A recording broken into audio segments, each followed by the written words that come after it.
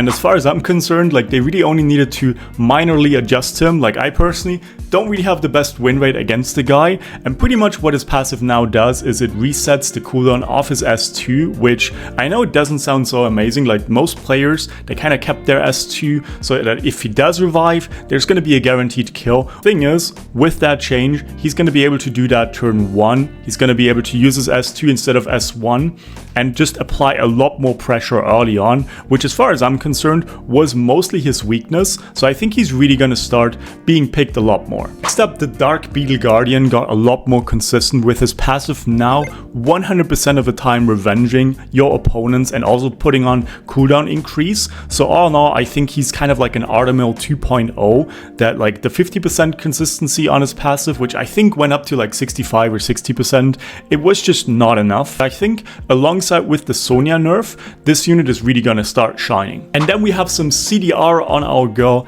Hilda. As you guys can see, that's the Dark Yennefer. Now she was already an extremely consistent control monster. Now they basically buffed the entire family's S1, which is already really good. It's very inconsistent, but I think in longer fights, she definitely is going to help counter a lot of the very usual monsters that people pick into her. And then even more importantly, she got some CDR on her S3, which if you guys don't know, she already gets cooldown reduction every time your opponent doesn't attack her. I remember in 3v3, I had like the biggest issues with this unit, and also with her S2 giving immunity, I think she fills a very, very specific slot for control teams.